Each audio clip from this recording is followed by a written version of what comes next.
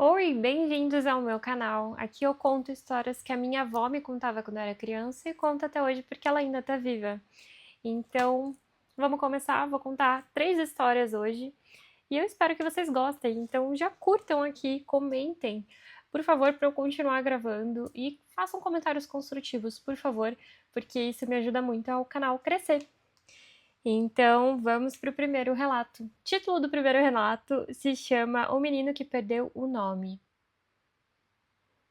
A partir de agora eu vou contar como minha avó contava, porque foi ela que me contou.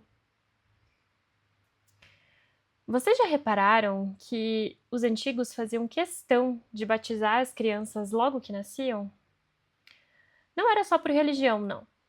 Era porque o nome de batismo é como uma armadura para a alma. Sem ele, a gente fica aberto para coisas que rondam o desconhecido. Isso aconteceu com Pedrinho. Ele era um menino danado, que vivia se embrenhando na mata atrás de passarinho. Um dia, Pedrinho se perdeu. O céu foi embora e ele ficou lá, no meio daquele silêncio, que chega a doer o ouvido.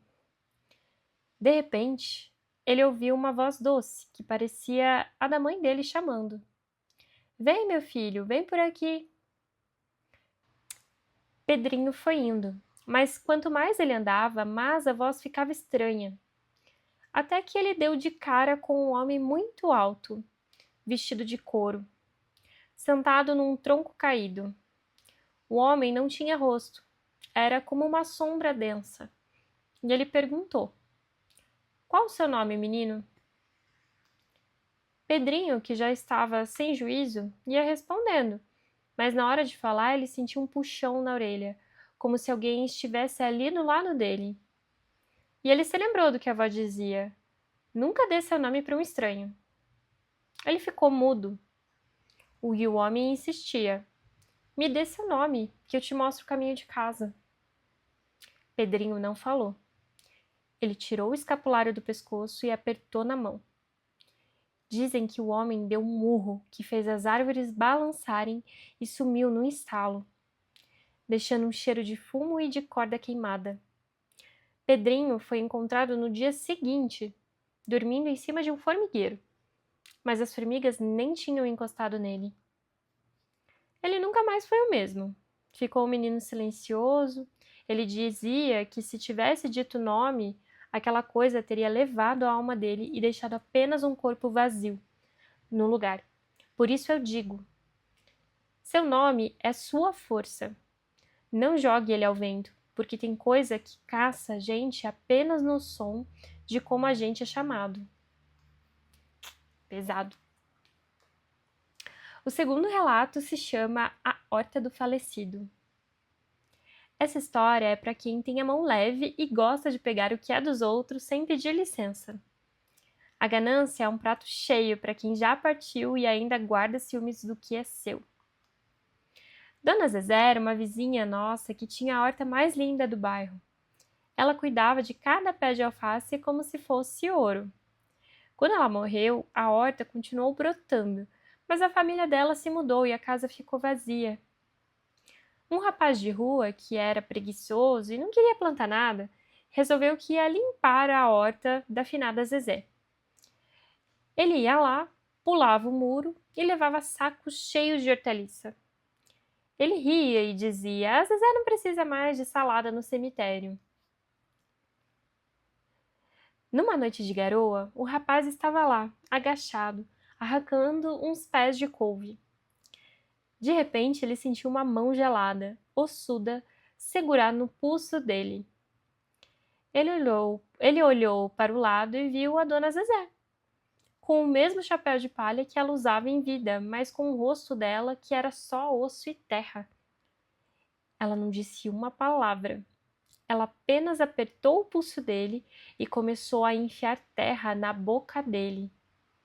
O rapaz tentava gritar, mas a boca estava cheia de lama e raízes. Ele sentia que estava sendo plantado ali mesmo. Ele só conseguiu se soltar quando prometeu em pensamento que nunca mais tocaria em nada que não fosse dele. O rapaz correu para casa e ficou 3 dias vomitando terra e mato verde.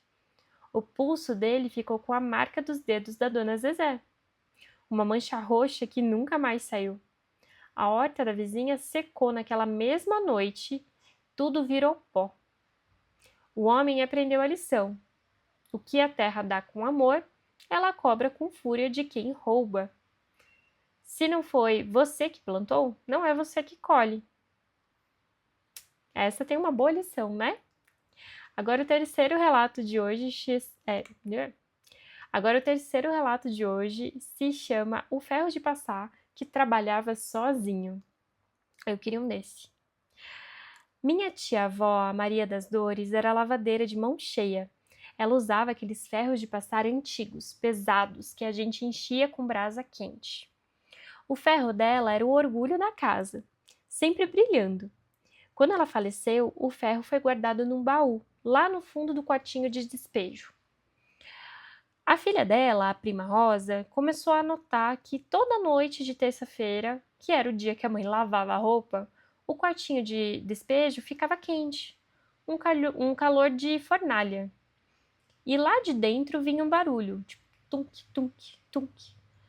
O som do ferro batendo na tábua de passar. Rosa, com medo, mas curiosa, abriu a porta uma noite. O quarto estava cheio de vapor, um cheiro de roupa limpa e goma. O ferro estava em cima da mesa, sozinho, deslizando para lá e para cá, como se uma mão invisível o guiasse. Mas o que arrepiou o cabelo da Rosa foi ver que, penduradas no varal interno, estavam as roupas de cama dela, todas perfeitamente passadas e dobradas. Só que a Rosa reparou num detalhe. Onde a mão da mãe deveria estar segurando o ferro, a fumaça da brasa formava um desenho de uns dedos compridos. A mãe não descansava. Ela continuava ali, presa ao serviço, cuidando da filha mesmo sem ter mais corpo. Rosa tentou agradecer, mas a cada vez que ela falava, o ferro batia com mais força, como se a mãe estivesse irritada por ser interrompida. A prima só teve paz quando levou o ferro para uma igreja e pediu para o padre benzer o objeto. E ela disse: "Mãe, agora eu cuido de tudo, pode descansar." O ferro esfriou na mesma hora. Nunca mais esquentou sozinho. Mas a Rosa dizia que de vez em quando, nas terças-feiras, ela ainda sentia o cheiro de goma no ar. Trabalho é dignidade. Mas a gente tem que saber a hora de largar o fardo, porque se a alma não descansa, ela vira escrava da própria rotina. E aí não é céu que a receba. Já pensou, gente? Morrer de tanto trabalhar? Deus me livre, né? E essas são as histórias de hoje. Eu espero que vocês tenham gostado. Curtem e comentem aqui embaixo. Por favor, comentem. Eu fico muito grata quando eu tenho um comentário aqui. E, por favor, comentários construtivos para eu melhorar o canal de uma forma que todo mundo goste. E que eu possa contar as histórias da minha avó aqui. E, quem sabe, outras histórias também. Eu gosto muito de histórias de terror e eu tenho certeza que tem muita gente que também gosta. Então é isso aí. Tchau, tchau!